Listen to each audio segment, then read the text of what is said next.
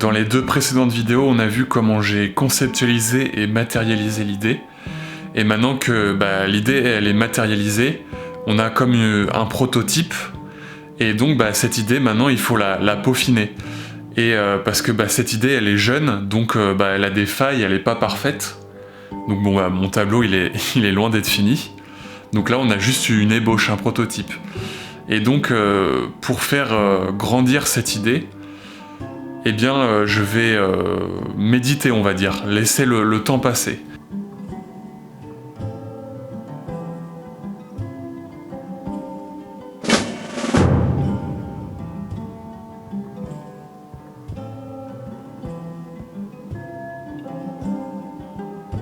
Ça va faire peut-être 1 mois que j'ai pas peint dessus. Bon, d'habitude je mets beaucoup moins de temps, c'est que là j'ai été feignant avec l'hiver, j'avais pas envie. Et donc voilà, je ne peins pas sur mon tableau, je le regarde de temps en temps quand je fais autre chose, quand je cuisine, quand je suis sur l'ordinateur ou... Enfin voilà, je le mets à côté de moi quand je fais autre chose et de temps en temps je jette un coup d'œil. Et ça permet de prendre du recul sur la chose et de se dire « Ah tiens, ça me va pas finalement, ça je pourrais l'améliorer ».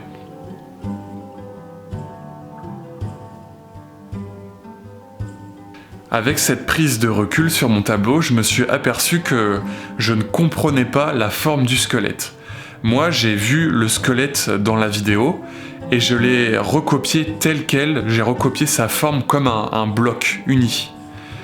Et donc, je ne comprends pas sa forme, j'ai du mal à voir quoi est quoi dans ce squelette en fait.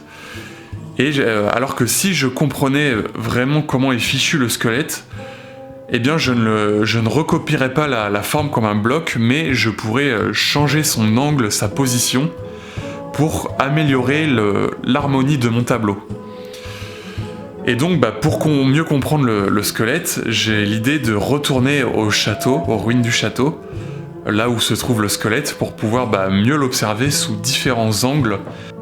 Le problème, c'est que quand j'ai trouvé le squelette, c'était il y a plusieurs mois, c'était peut-être au mois de mai, je sais plus. Et là, on est au mois de janvier, donc le squelette n'est peut-être plus là-bas. Mais bon, je vais aller voir quand même, et j'espère qu'il y sera toujours.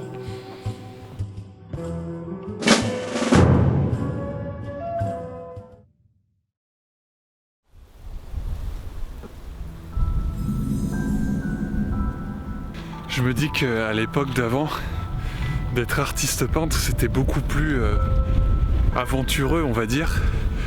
Parce que quand on avait besoin de dessiner quelque chose, eh bien il fallait sortir dehors pour en avoir une représentation. Alors que nous, à notre époque, avec Internet, on peut avoir toutes les images à disposition. Par exemple, là, les fourmis, eh bien j'avais qu'à aller sur Internet pour étudier leur anatomie. Parce que j'avais une vague idée de à quoi ressemble une fourmi, mais bon, j'aurais été incapable de ressortir en détail à quoi peut ressembler une fourmi. Et donc à l'époque, eh bien sans Internet, il fallait soit avoir des livres avec des images de fourmis, soit aller dehors et trouver des fourmis quoi. Donc là c'est un peu ce que je fais. Je trouve pas de squelette d'oiseaux sur Internet qui me conviennent. Et donc je vais sur le terrain, je pars à l'aventure pour retrouver le squelette dans les ruines du château. Oh, je me les gèle, le vent il est glacial. Bon, j'arrive au château là. Moi j'espère vraiment que le squelette est encore là. Comme ça je vais pouvoir l'observer sous tous les angles et le filmer et prendre des photos. Oh putain de ronces.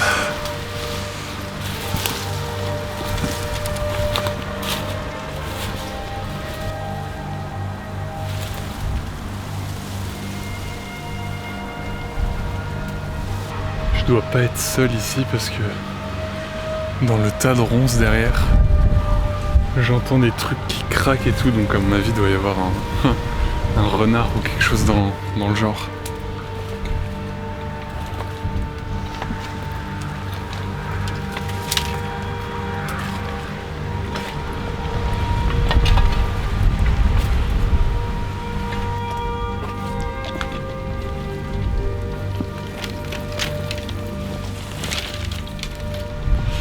Bon bah j'y suis, c'est là que tout se joue. On va voir si le squelette est encore là. J'espère qu'il est là.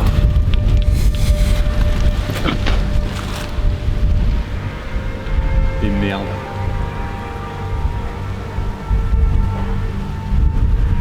C'était là ou pas? Bon, il n'y a plus le squelette. Ou alors je me gourde d'endroit, mais je pense pas. Bon, je suis un petit peu dégoûté, mais bon, c'est pas grave. Je vais devoir faire autrement, donc bah, je vais m'imprégner d'autres images que je peux trouver sur internet. Et aussi avec bah, mon imagination de ce que j'ai, de ce qu'est un squelette pour moi. Donc bah, c'est pas grave, on va faire autrement, mais du coup je vais plus voir la forme que j'ai dessinée comme un bloc uni. Je vais essayer de distinguer les côtes et tout, et voilà, de faire une forme plus intéressante. Je me dis aussi que je vais peut-être augmenter la taille du squelette pour avoir un meilleur effet de gigantisme par rapport aux fourmis, pour montrer qu'elles sont dans un monde qui les dépasse.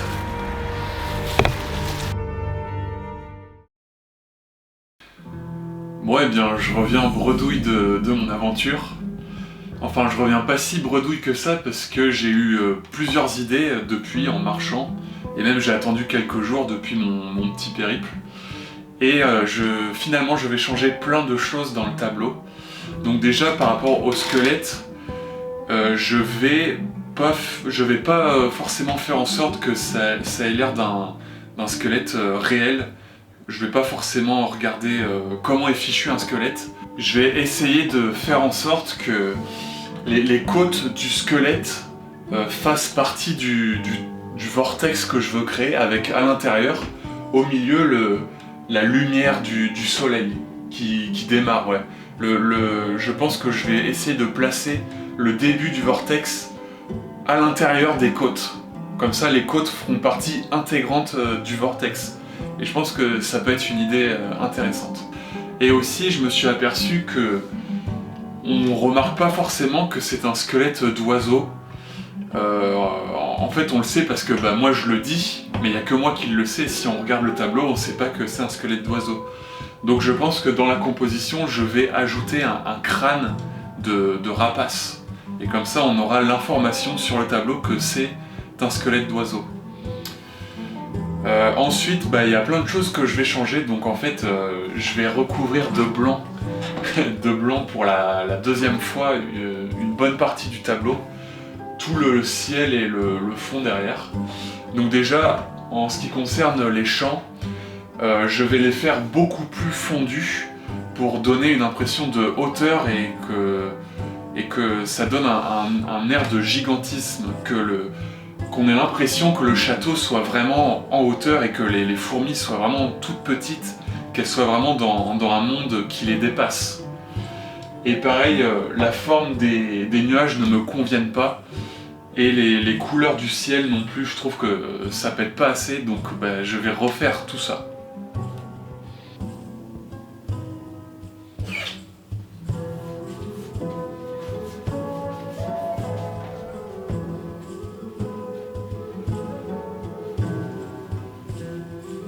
Voilà, j'ai laissé pas mal de temps passer pour que bah, l'idée se mature dans ma tête.